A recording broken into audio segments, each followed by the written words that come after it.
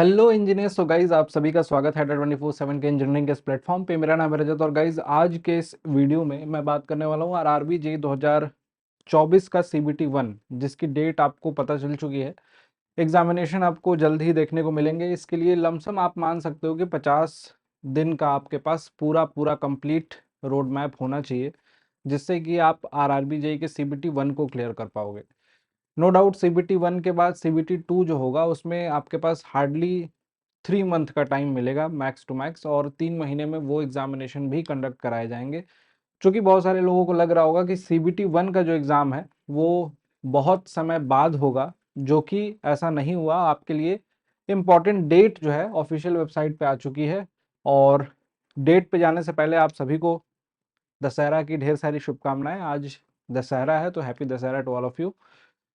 आते हैं मुद्दे पे और स्टार्ट करते हैं आज का ये पर्टिकुलर वीडियो, जिसमें आपको कुछ इंपॉर्टेंट बातें और किस तरीके से आपकी स्ट्रेटजी होनी चाहिए पूरा का पूरा प्लान डिस्कस करने वाला हूँ। ध्यान से समझना, सिलेक्शन में बहुत काम आएगा, क्योंकि सीबीटी 1 बहुत इंपॉर्टेंट रोल प्ले करेगा आपके फाइनल सिलेक्शन में भी हो सकता है सीबीटी 2 में वो कंपटीशन आपको ना दिखे, क्योंकि सीबीटी 1 में वो बच्चे ज़्यादा बाजी मार ले जाएंगे जिनका नॉन टेक स्ट्रांग होगा।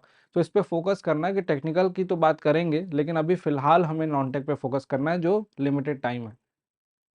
ये पूरा का पूरा ऑफिशियल वेबसाइट पे एक नोटिस आया था जिसमें एग्जाम की डेट 6/12 से लेके 13/12 के बीच में है। अब अगर आप देखो ध्यान से समझो तो आपके पास लगभग लगभग एक ही महीना है। प्रोबेबली रिवीजन में और प्रैक्टिस में बाकी का दिन जाएगा। 50 डेज टोटल इन टोटल आपके पास बचे हुए हैं। जो उसमें किन किन चीज़ों को पढ़ना है, कौन कौन से टॉपिक आपके लिए थोड़े से इंपॉर्टेंट हैं, उसको एक एक करके डिस्कस करते हैं। अब देखो, मैथमेटिक्स, मैथ्स है, रीजनिंग है, आपको सारी चीज़ों के बारे में बताऊंगा। टॉपिक ऑलमोस्ट यहाँ पे सारे के सारे लिखे हुए हैं। कितने नंबर के क्वेश्चन यहाँ से प्रीवियस ईयर्स में आपको देखने को मिले हैं, उनका वेटेज यहाँ पे लिखा हुआ है। एक चीज आपको समझ में आ जाएगी यहाँ पे देखने से, कि इसमें चाहे कोई सा भी टॉपिक हो, चाहे सिंप्लीफिकेशन हो, नंबर सिस्टम हो, रेशियो एंड प्रोपोर्शन हो, हर टॉपिक से क्वेश्चन यहाँ पे आए हैं। बैलेंस्ड वे में आपको पेपर रखा जाता है ना। बैलेंस वे में इसलिए रखा जाता है क्योंकि ऐसा नहीं होना चाहिए कि डिपेंडेंसी, कभी कभार होता है कुछ एग्जामिनेशन में कि किसी एक पोर्शन से ज्यादा क्वेश्चन आ जाते हैं, लेकिन इसमें फिर भी कुछ एक पैटर्न को ऑब्जर्व करने की कोशिश करो तो आपको समझ में आएगा कि जो ऐसे टॉपिक हैं जिसमें प्रैक्टिस की ज्यादा नीड होती है ना, वहां से क्वेश्चन ज्यादा आते हैं, जिसमें कंफ्यूजन होता है, जिसमें गलती होने के चांसेस। जैसे देखिए, सिंप्लीफिकेशन है, नंबर सिस्टम है, यहाँ से 3 से 4, 4 से 5 क्वेश्चन।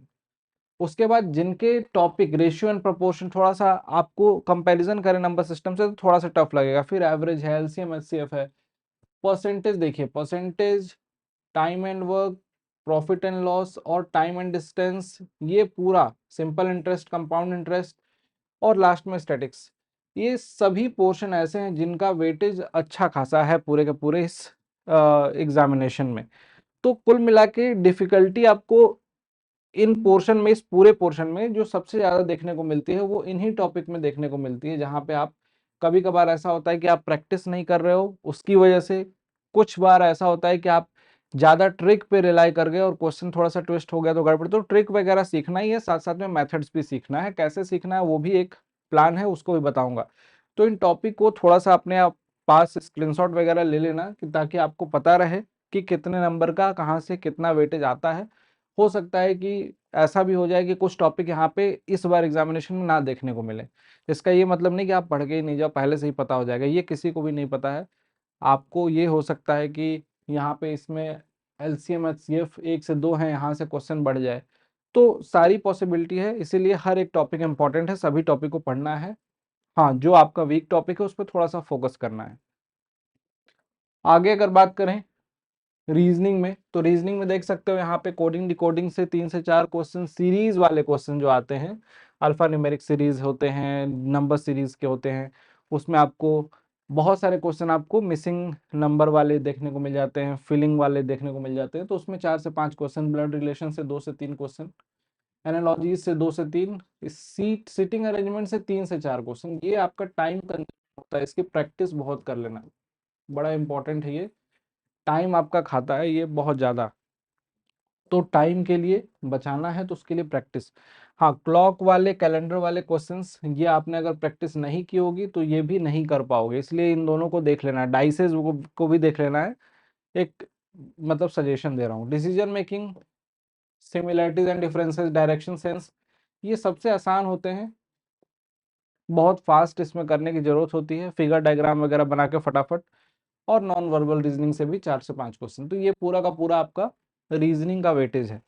इसके बाद अगर हम बढ़ते हैं, जो पोर्शन जो लोग अक्सर करके छोड़ देते हैं जनरल अवेयरनेस में, उसमें देखो क्या वेटेज है, किसका ज़्यादा वेटेज है, ये आपको हेल्प करेगा। देखो करंट अफेयर ना बहुत सारे लोग रेगुलर बेसिस पे पढ़ रहे होंगे एसएससी जेई के लिए भी, वो यहाँ पे हेल्प करेगा। दूसरी चीज़ इंपॉर्टेंट यहाँ पे ये है कि जनरल अवेयरनेस में देखा जाए तो हिस्ट्री, ज्योग्राफी, पॉलिटी, ये वेटेज इनका लगभग लगभग बराबर है। एक दो दो तीन क्वेश्चन आएंगे तो अननेसेसरी बहुत ज़्यादा समय देने का जरूरत नहीं है।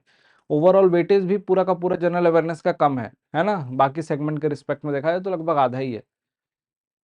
यहाँ पे स्पोर्ट्स इवेंट से, साइंस एंड टेक्नोलॉजी से, आर्ट्स एंड, ये भी करंट अफेयर के ही कुछ क्वेश्चन इसमें क्लब हो जाएंगे, ठीक। आर्ट्स एंड कल्चर से और मिसलिनियस क्वेश्चन 3 से 4 रहते हैं, तो ये पूरा का पूरा आपका वेटेज हो जाएगा जनरल अवेयरनेस का। इसके बाद अगर बात करें तो जनरल साइंस में फिजिक्स जो है वो आपका स्कोरिंग होता है, ये पोर्शन यहाँ से ज्यादा स्कोर आप कर सकते हो फिजिक्स से। उसके बाद केमिस्ट्री और बायोलॉजी, ये दोनों पोर्शन में से जितने भी इंजीनियरिंग एस्पिरेंट होते हैं वो केमिस्ट्री से भी अच्छा स्कोर कर लेते हैं। इस पोर्शन में उनको थोड़ी सी डिफिकल्टी देखने को मिलती है। तो अगर आपको थोड़ा बहुत यहाँ से गेन करना है मार्क्स तो आपको इसको बैलेंस वे में लेके चलना पड़ेगा। ऐसा नहीं कि बायो नहीं आती तो छोड़ दे रहे हैं, तो छोड़ दोगे तो यहाँ पे कुछ नहीं मिलेगा नंबर। अगर थोड़ा बहुत देख लिए तो हो सकता है कि यहाँ पे आप 4-5 नंबर स्कोर कर लो, तो जिससे कि ओवरऑल स्कोर इंप्रूव कर जाएगा। और पूरे के पूरे पोर्शन को पढ़ने के बाद ये स्ट्रेटजी होनी चाहिए, जब हम टेस्ट दे रहे होंगे लास्ट के 10 दिनों में, 15 दिनों में, 15 दिन पहले, तो ये स्ट्रेटजी होनी चाहिए कि हमारे मार्क्स, कोशिश करना है आपको 80+ टेस्ट सीरीज में या प्रैक्टिस कर रहे हैं तो 80+ हमारे स्कोर बने। 80+ इसलिए बोल रहा हूँ सेफर साइड में रहने के लिए, कि किसी भी जोन से आप फॉर्म फिल किए हो, किसी जोन की कट ऑफ में भी हो सकता है 62 चली जाए, 64 चली जाए, 65 चली जाए, लेकिन आपको सेफर साइड में रहना है तो आपको ये टारगेट अचीव करना पड़ेगा, ठीक। और ऐसा नहीं कि अचीव नहीं किया जा सकता है, हाँ मेहनत करनी पड़ेगी नो डाउट, इसके लिए प्रैक्टिस भरपूर करनी पड़ेगी। हाँ, कौन से क्वेश्चन लगाने हैं, कौन से टॉपिक से किस टाइप के क्वेश्चन पूछे, अभी तो क्वेश्चन मार्केट में बहुत सारे हैं। कुछ किताबें आप खरीद के लाओगे, पता चले कि एसएससी सीजीएल लेवल के क्वेश्चन है उसमें, और आप जेई की तैयारी में वो सब सॉल्व किए पड़े हो, उस टाइप के क्वेश्चन देखने को नहीं मिलेंगे। तो वो आपको एक टीचर जो आपको इस फील्ड में पढ़ा रहे हैं, बहुत समय से पढ़ा रहे हैं, वो आपको गाइड कर सकते हैं। और अड्डा 24/7 पे भी अगर आपको हर क्लास, इसमें से जितने भी सब्जेक्ट आपको पढ़ने हैं CBT 1 के लिए, वो अगर चाहिए तो ये आपके लिए बैच भी अवेलेबल है, इस बैच में एनरोल कर सकते हो। इनफैक्ट बैच बहुत महंगा नहीं है, 1000 रुपये में मिल जाएगा आपको। सोचो कि 1000 रुपये में आपको पूरी की पूरी नॉन टेक की टीम आपको गाइड करेगी, कौन कौन से चीज़ पढ़ने हैं, कौन से चीज़ों को ज़्यादा समय वेस्ट नहीं करना है, कौन से इंपॉर्टेंट टॉपिक हैं, वो सारी चीज़ें। और लगभग लगभग आज दशहरे के दिन है तो दशहरे के दिन पे आपको मिनिमम प्राइस में मिल रहा है। जिन भी एस्पिरेंट को ये रिक्वायर्ड, जिनको चाहिए ये बैच, इस पर्टिकुलर बैच में अपना इनरोलमेंट आप कर सकते हैं। मिनिमम प्राइस में ज्वाइन करने के लिए यहाँ पे दिख रहा है discount coupon code Y293 use करेंगे तो लगभग आपको 1100-1200 के बीच में ये बैच मिल जाएगा अड्डा 24/7 एप्लीकेशन पे। आज के दिन इस पे 80% का डिस्काउंट चल रहा है। तो ये CBT 1 के लिए स्पेशल बैच है, वंदे भारत RRB जेई 2024, और 30 सितंबर से ये स्टार्ट हुआ है। तो ये रिसेंट बैच है, इसमें आप इनरोल करिए, और इसमें जो भी क्लासेस हुई हैं थोड़ी बहुत, वो सारी क्लासेस आपको मिलेंगी। प्रैक्टिस इसमें कराई जाएगी, आपको गाइड किया जाएगा, ट्रिक्स बताए जाएंगे, वो सारी चीज़ें इसमें आपको मिलती हैं। तो इस टारगेटेड बैच में इनरोल जरूर कर लेना। हाँ, अगर किसी को लगता है कि नहीं सर CBT 1 तक ही सीमित नहीं रखना है, CBT 2 भी क्लियर करना है, तो CBT 2 और CBT 1 दोनों की कंबाइंड क्लासेस के लिए भी RRB के बैचेस हैं। लेकिन उस बैच को लेने से अच्छा मैं आज आपको सजेस्ट करूंगा कि इस महापैक को, जिसमें आपका CBT 1 वाले ये वाले बैच तो रहेंगे ही, CBT 1+2 वाले बैच, SSC जेई के बैच, बाकी यूपी ट्रिपल एस जितने भी एग्जामिनेशन होंगे उन सभी की क्लासेस आपको, और पहले के रिकॉर्डेड क्लासेस भी इसमें मिल जाते हैं। तो इसमें प्राइस का ज़्यादा डिफरेंस नहीं है, आज तो वैसे ही डिस्काउंटेड प्राइस में मिल रहा है, तो लगभग 2000 रुपये में ये भी मिल जाएगा आपको। डिस्काउंट कूपन कोड सेम, यही यूज़ करना है, ठीक। Y293 इसको यूज़ करोगे तो मिनिमम प्राइस में आपको अड्डा 24/7 एप्लीकेशन पे मिल जाएगा।